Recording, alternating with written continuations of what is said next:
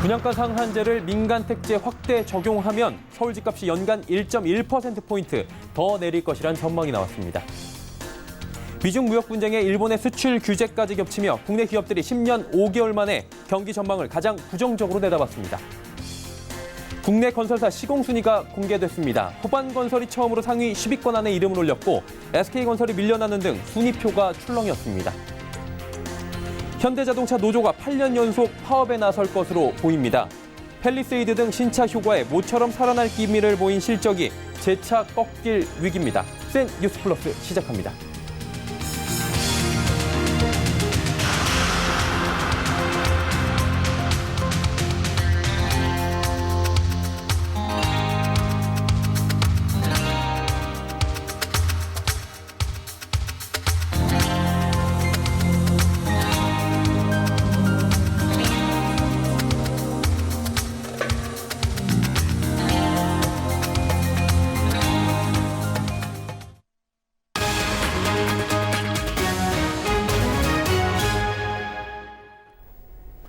시청자 여러분 안녕하십니까? 센 뉴스 플러스 서정덕입니다.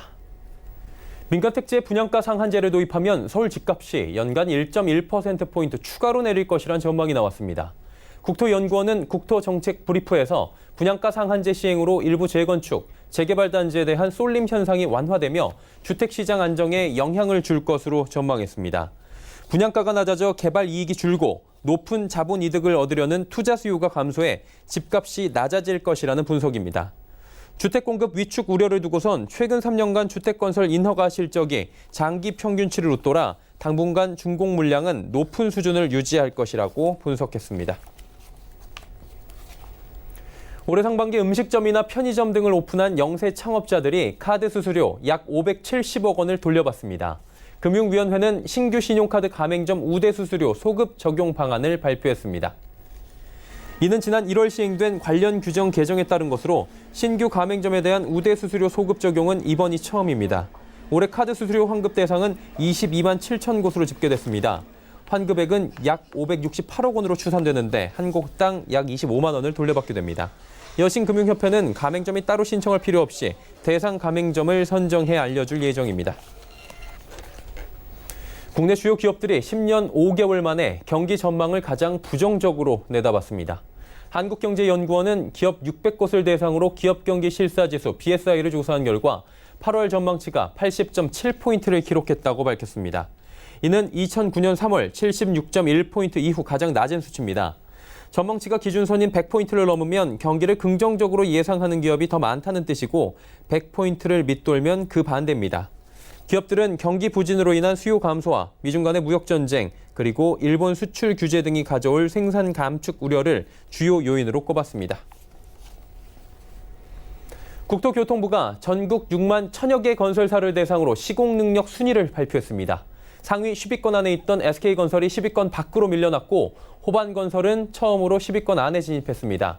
올해 건설사 시공 순위 어떤 변화가 생겼는지 이하라 기자가 짚어봤습니다. 호반건설이 건설사 시공능력 순위 탑10에 처음 진입했습니다. 지난해 16위에서 10위로 단숨에 올라선 겁니다. 호반건설 관계자는 우수한 재무구조와 준공 물량 증가, 합병으로 인한 규모 증대가 반영된 것 같다고 설명했습니다. 반면 시공 순위 탑10에 줄곧 이름을 올렸던 SK건설은 지난해보다 2계단 내려갔습니다. 평가 항목별로 공사 실적, 기술 능력, 신인도 평가액에서 10위권 안에 들었지만 평가 비중이 큰 경영 평가액 부분에서 10위권에 들지 못해 10대 건설사 타이틀을 내줬습니다. 탑10 진입 기대감이 컸던 하나건설은 올해 12위로 지난해보다 1계단 내려갔습니다. 하나건설은 이라크 비스미아 신도시 건설공사 재개로 지난해 3천여억 원의 영업이익을 거둬 호반건설과 함께 탑10 진입사로 거론됐지만 이름을 올리지 못한 겁니다. 올해 시공능력평가 1위는 삼성물산이 차지했습니다. 지난 2014년 현대건설을 따돌린 뒤 6년째 1위를 지키고 있습니다. 삼성물산의 시공능력 평가액은 17조 5,152억 원으로 지난해보다 1,433억 원 올렸습니다. 2, 3위 경쟁은 더 치열해졌습니다. 2위 현대건설과 3위 대림산업의 순위는 지난해와 같지만 격차는 크게 줄었습니다. GS건설은 대우건설을 제치고 4위에 이름을 올렸고 포스코가 현대엔지니어링을 제치고 6위에 올라섰습니다. 롯데건설과 HDC 현대산업개발이 그 뒤를 이었습니다. 발주처들이 돈을 못 벌고 있어요. 회사들이 저가 수주하고 경쟁하고 이렇게 심한 상황, 되게 안 좋은 상황은 벗어나는데 발주 시장이 이렇게 생각보다 좋아지는 것 같지는 않습니다. 서울경제TV 이하라입니다. 현대차 노조가 파업 찬반 투표에 들어갔습니다. 올해 임금 및 단체 협약 협상에서 회사와의 입장차를 줄이지 못하고 결국 교섭 결렬을 선언하며 8년 연속 파업 수순에 돌입한 건데요. 올해 2분기 받아든 실적 호조세에 제동이 걸리는 것이 아니냐는 우려가 있습니다. 김혜영 기자가 전해드립니다. 현대차 노조가 올해도 어김없이 파업을 예고하고 나섰습니다. 노조는 오늘과 내일 5만 명가량의 조합원이 참여하는 파업 찬반 투표를 벌입니다. 노조는 기본급 12만 원 인상, 정년 연장 등 임단협을 둘러싸고 사측과 조율이 되지 않자 하투에 본격적인 시동을 걸었습니다. 그렇죠. 협상이 잘 안 되니까 저희들이 이제 법적으로 되어 있는 부분을 저희들 진행하는 거죠. 찬반 투표를 해가지고 이제 가결이 되면은 이제 그다음 순서로 들어가겠죠. 회사에서 이제 적정한 요구 조건이 안 나오면은 올해도 파업을 강행할 경우 8년째입니다. 파업이 진행되면 생산 차질은 불가피하고 결국 모처럼 개선세를 보이고 있는 실적에 제동이 걸릴 것이란 우려가 상당합니다. 올해 신차가 다른 해에 비해서 굉장히 많이 나오는데 신차가 나왔을 때는 상승 곡선을 그리거든요. 이때는 증산을 해줘야 되는데 팰리세이드도 이 좋은 시기에 증산을 하지 못하고 파업을 벌인다면 이 기세가 꺾인다는 겁니다. 타이밍을 놓친다는 거죠. 그래서 더더욱 걱정이 되는 부분입니다. 팰리세이드, 신형 소나타 등 신차 효과를 필두로 2분기 1조 원 클럽에 재진입하며 모처럼 살아난 현대차의 실적이 다시 꺾일 위기에 놓였습니다. 서울경제TV 김혜영입니다. 미스 유니버스, 미스 수프라내셔널과 같은 세계 3대 미인대회 출전권이 주어지는 국내 유일한 미인대회 2019 미스킨 코리아가 지난 주말 본격적인 레이스를 시작했습니다. 올해부터는 본선 진출자 전원이 1인 방송 크리에이터로 데뷔하는 등 우승자뿐만 아니라 모두가 스포트라이트를 받을 수 있는 뷰티 축제로 파격 변신을 선언해 더욱 눈길을 끌었는데요. 한 달 앞으로 다가온 2019 미스킨 코리아를 준비하는 32명의 본선 진출자들은 자신감으로 가득한 모습을 보여줬습니다. 현장에 고현정 기자가 다녀왔습니다. 미스 유니버스, 미스 월드, 미스 수프라내셔널 등 세계 3대 미인대회 출전권이 달린 미스퀸 코리아가 올해 색다른 변신을 꾀했습니다. 대회 슬로건은 모든 여성이 전부 예쁘고 귀중하다는 의미의 다 예뻐. 본선 진출자 전원이 1인 방송 크리에이터로 데뷔할 수 있도록 다양한 채널들과 협업 기회를 제공하는 등 뷰티 콘텐츠 축제로서의 정체성을 강화했습니다. 종전에 미인대라고 하면 우승자들만 주목을 받고 스포트라이트를 받는 그런 대회였는데 이번 대회부터는 저희가 본선에 진출한 30명 모두가 다 예쁘고 다 귀중하고 다 우승자라는 그런 생각을 가지고 32명의 후보자들이 하나하나 다 1인 방송 크리에이터로 자리 잡을 수 있도록 참가자들은 앞으로 한 달간 워킹, 메이크업 등 대회 출전에 필요한 기본적인 교육을 받게 됩니다. 여기에 글랜스TV와 다이아TV, 수십만 명의 SNS 팔로워를 보유한 인플루언서들과 함께 팀을 이루어 콘텐츠를 제작하게 됩니다. 미스퀸 코리아 조직위원회 측은 과도한 순위 경쟁을 지양하고 참가자들이 외모 이외의 다양한 매력을 드러낼 수 있도록 했다며 이에 대한 시상인 차밍 어워즈도 별도로 마련했다고 설명했습니다. 실제 미국의 코넬대, UC 어바인 등 해외 유학파 재원부터 끼와 개성이 넘치는 다양한 배경의 진출자 32명 모두 자신만의 스토리를 펼치겠다는 포부를 밝혔습니다. 온전히 저희 매력을 보여주고 갈 생각입니다. 또한 같이 협력하면서 한 달 동안 교육을 잘 즐길 생각입니다. 중국동포로서 이번 대회가 참가하게 되었는데요. 이번 대회에서 저희 매력을 발산시키고 열심히 해보겠습니다. 감사합니다. 다음 달 28일로 예정된 올해 미스퀸 코리아의 심사위원단에는 두테르테 필리핀 대통령 측근 살 페넬로 비서실장 등 필리핀 유명 인사들이 포함됐고 중동, 일본, 베트남 등지의 뷰티 전문가들이 참여할 예정입니다. 서울경제TV 고현정입니다. 기준금리 인하에 따라 주택담보대출 금리가 1%포인트 내려가면 차주들의 신용카드 소비가 분기당 평균 5만 원 늘어나는 것으로 나타났습니다. 오늘 한국은행은 통화정책이 소비에 미치는 영향 보고서를 발간하고 주담대 금리가 낮아지면 차주들의 이자 상환 부담이 줄어들어 신용카드 소비가 커진다고 밝혔습니다. 특히 유동성이 부족한 차주일수록 저소득자일수록 금리 변동에 따른 소비 규모에 변화가 컸습니다. 또 변동금리로 주택담보대출을 받은 경우에는 대출 금리가 1%포인트 떨어지면 분기당 8만 원까지 카드 소비가 더 늘어나는 것으로 집계됐습니다. LG유플러스가 SK텔레콤과 KT를 불법 보조금 살포 혐의로 방송통신위원회에 신고했습니다. LG유플러스는 지난 24일 방통위에 단통법 제13조에 따른 실태 점검과 사실 조사를 요청하는 신고서를 제출했다고 밝혔습니다. LG유플러스는 SK텔레콤과 KT가 5G 서비스 개시 후 막대한 불법 보조금을 살포하며 가입자 뺏기 경쟁을 하고 있다고 주장했습니다. 반면 SK텔레콤과 KT 측은 통신시장에서 마케팅 경쟁에 대한 합법성 여부는 관련 부처에서 판단할 문제로 개별 통신 사업자가 주장하거나 언급할 사안이 아니라고 반박했습니다. 업계 관계자는 불법 보조금 영업이 내달 갤럭시 노트 10 출시를 전후로 더욱 기승을 부릴 것이라며 업계 내에서 단통법을 준수하며 영업하자는 자성의 목소리가 나오는 것 같다고 말했습니다.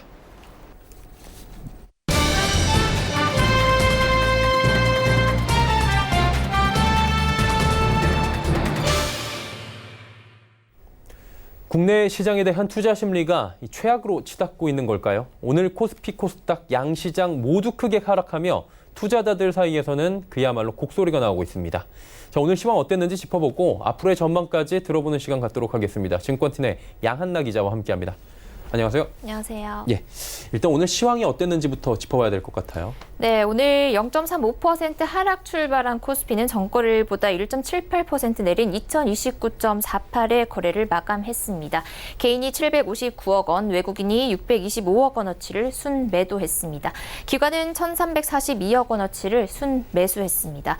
코스피 시가총액 1, 2위에 해당하는 삼성전자와 SK하이닉스가 각각 2.23%, 3.51%로 큰 하락폭을 보이면서 지수를 끌어내렸습니다. 현대차와 현대모비스, 셀트리온과 네이버, 포스코 등도 내렸습니다. 코스닥은 종가 기준으로 2년 3개월여 만에 최저를 기록했습니다. 코스닥 지수는 전거래일보다 4% 내린 618.78의 거래를 마감했습니다. 개인이 8억 원어치 순매도에 나섰고요. 외국인은 2억 원, 기관은 7억 원 순매수했습니다.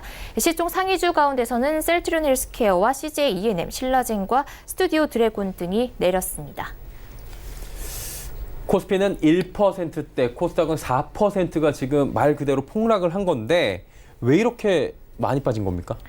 네, 오늘 증시의 급락은 뚜렷한 원인이라던가 큰 악재가 있었던 건 아닙니다. 네. 환율과 같은 여타 금융시장을 보면 변동성이 크지 않았고요. 중국을 비롯해서 아시아 국가들의 주식시장도 약 보합권에 머물렀습니다. 이 때문에 우리 증시가 오늘 급락한 원인은 수급, 그 이상도 그 이하도 아니다라는 분석이 나오는데요. 전반적으로 여전히 대외적인 불확실성이 존재하면서 시장 참가자들의 투자 심리가 위축이 된 가운데 일부 수급적 측면에서 외국인의 현물과 선물 매도세가 이어지면서 하락폭이 확대가 된 겁니다. 특히 코스닥의 경우도 특별한 요인이 없는 가운데 4%나 급락 마감을 했죠. 역시 대외 불확실성으로 투자 심리가 위축된 가운데 일부 기업들이 담보 부족에 따른 신용 리스크에 매물을 쏟아내면서 급락의 요인이 된 것으로 보입니다. 네, 결국에는 수급 자체가 불안정했고 이 부분이 우리 시장을 덮쳤다라는 건데 화이트리스트 배제 얘기가 있잖아요. 일본에 한국을 화이트리스트에서 제외하는 게 이제 기정사실화 됐다라는 건데 일본 무역 갈등의 영향은 없었던 건가요? 네, 시장 전문가들은 대체로 이 한일 간 무역 갈등은 증시 급락의 원인에서 배제를 시키는 모습입니다. 일본이 수출을 당장에 중단을 시키겠다라는 이런 극단적인 수준으로 나가는 게 아니고 이 수출의 흐름을 좀 방해하겠다 정도로 이제 그 경제 보복을 해 나가는 모습이라는 얘기입니다. 네. 정말로 극단적으로 일본이 수출을 중단을 시켜버리면 우리나라뿐만이 아니고 일본 그 자국을 비롯해서 미국 같은 경우도 IT 업종이 굉장히 그 비율이 크기 때문에 미국도 피해가 크고요. 그렇죠. 또 중국까지 마찬가지입니다. 이렇게 글로벌 경기 전체에 미칠 파급력이 크기 때문에 일본이 강력하게 이런 무역 제재를 가할 가능성은 크지 않다라는 게 전문가들의 시각입니다. 네. 그렇다면 오늘을 시작으로 이번 주 증시를 좀 살펴봐야 될 것 같은데 어떤 식으로 흘러갈지 궁금한데 증권가 쪽의 전망은 어떻습니까? 네, 앞으로 우리 증시는 뭐 크게 우려할 것도 없고 크게 기뻐할 것도 없는 상황이라고 이해를 하시면 될 것 같습니다.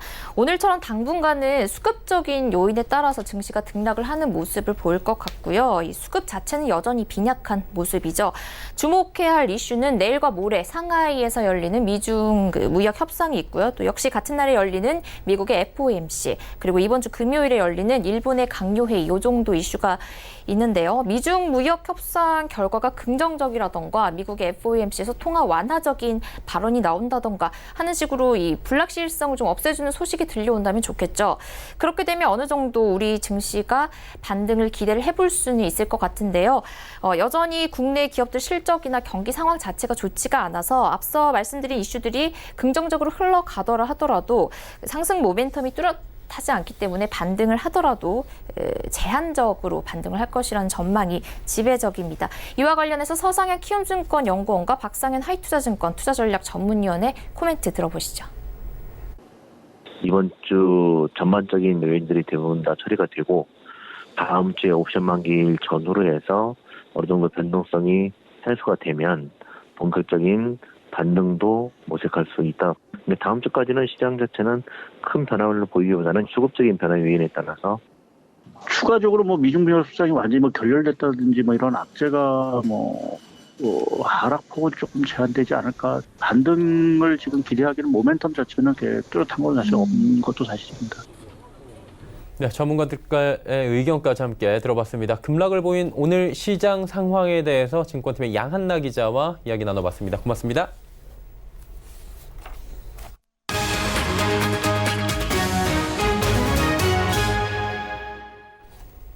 SK이노베이션 노사가 서울 종로구 SK빌딩에서 2019년도 단체 협약갱신 조인식을 열었습니다. 이번 단체 협약은 첫 교섭을 시작한 뒤 3주 만에 잠정 합의안이 도출됐고 노조 찬반 투표에서 참여 조합원 77.6%가 찬성하며 타결됐습니다. 협약에서 노사는 희귀, 난치병 치료 지원 등 임직원에게 큰 부담이었던 의료비 지원을 확대하고 젊은 직원을 위한 주택자금 대출도 늘리기로 했습니다. 또 협력업체 복지 확대에도 합의했습니다. 구성원 기본급 1%를 기부해 만든 행복 나눔 기부금을 활용해 공동기금을 조성키로 했습니다.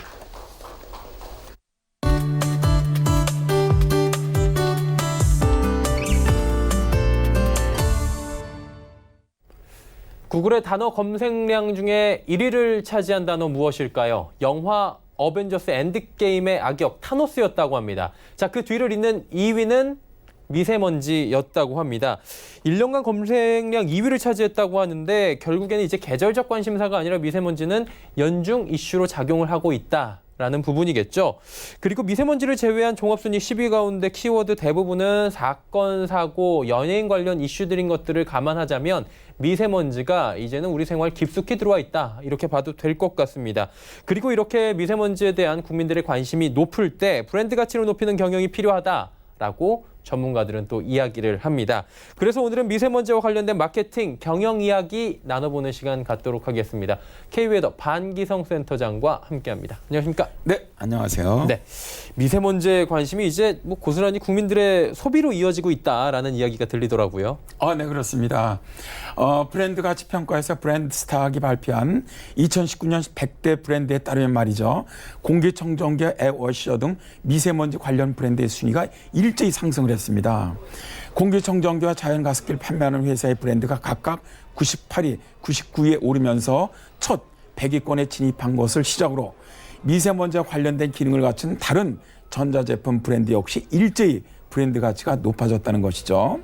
여름이면 강세를 보이던 프리미엄 에어컨 브랜드조차 냉방 기능이 아닌 미세먼지 제거 기능을 전면에 부각시키는 것은 바로 미세먼지 마케팅이 더 중요하다는 인식 때문입니다. 네, 예전에는 뭐 제습 기능이 추가된 기능들이 있었는데 요즘엔 미세먼지, 공기청정 기능은 꼭 들어가는 것 같습니다.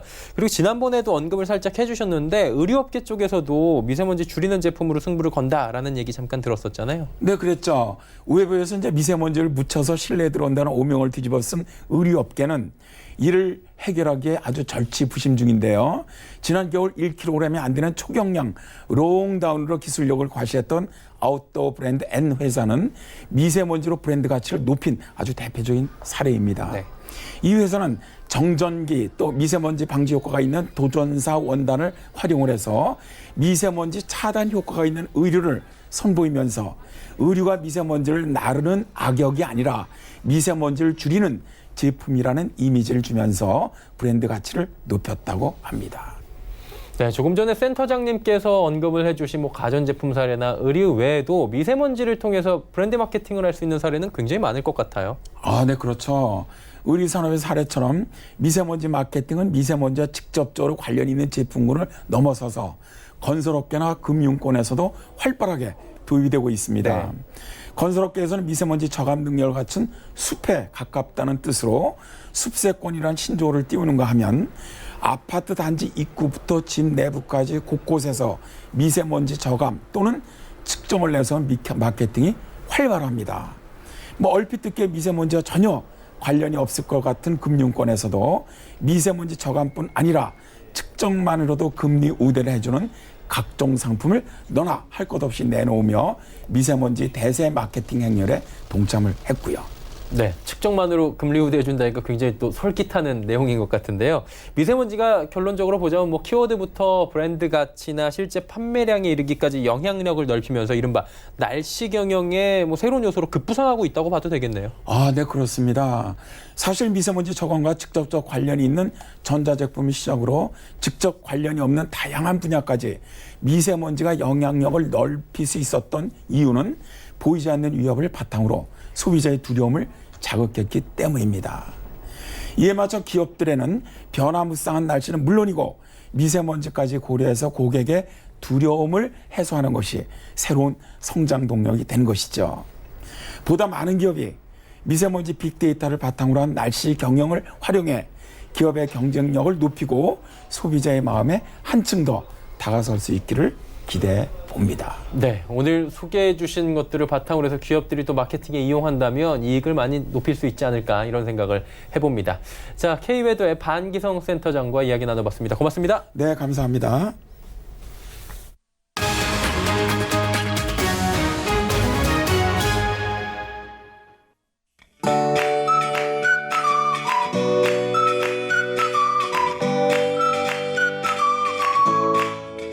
안녕하세요. K웨더 라이프스타일 예보 박유라입니다. 장마 전선이 북쪽으로 북상하면서 다시 푹푹 찌는 더위가 찾아왔습니다. 내일도 낮 동안 서울은 31도, 광주와 대구, 속초는 35도까지 치솟겠는데요. 이에 따라 전국 대부분 지역에 폭염주의보가 내려졌고요. 일부 충청도와 강원, 영동, 경북과 전라 내륙에는 폭염경보가 발효 중인 상태입니다. 또 이 열기는 그대로 밤까지 이어지면서 열대야를 보이는 곳이 많겠는데요. 이렇게 밤낮을 가리지 않는 더위 탓에 온열 질환의 위험이 커지고 있습니다. 열사병 지수 위험에서 매우 위험 단계까지 오르겠는데요. 피로가 쌓이지 않도록 충분한 휴식을 취해 주셔야겠고요. 몸의 열이 잘 배출될 수 있도록 수분 섭취를 자주 해주셔야겠습니다. 하늘은 대체로 맑겠습니다. 다만 오후 한때 중북부와 충청 북부에는 갑작스레 소나기가 지날 수 있는데요. 우산을 챙기시면 유용하겠습니다. 내일은 덥고 습한 북태평양 고기압의 영향을 받겠습니다. 다음은 자세한 지역별 날씨입니다. 중부지방의 하늘 대체로 맑겠지만 오후에 소나기가 내릴 수 있겠습니다. 낮 기온 서울 31도, 대전 35도까지 올라 무덥겠습니다. 동해안 맑은 하늘이 예상되고요. 종일 덥고 습하겠습니다. 낮 최고 기온 속초 35도, 강릉은 33도가 되겠습니다. 남부지방 대체로 맑은 하늘을 보이겠고 낮 동안 찜통 더위를 보이겠습니다. 한낮에 광주와 대구 35도까지 치솟겠습니다. 전해상으로 안개가 짙게 끼는 곳이 있겠고요. 물결은 서해상으로 최고 2.5m까지 약간 높게 일겠습니다. 수요일과 목요일 사이에는 장마 전선이 잠시 남하하면서 중북부에 다시 장맛비 가능성이 있겠고요. 무더운 날씨는 계속될 것으로 전망됩니다. 기상정보였습니다. 센 뉴스 플러스 마칩니다. 함께해 주신 여러분 고맙습니다.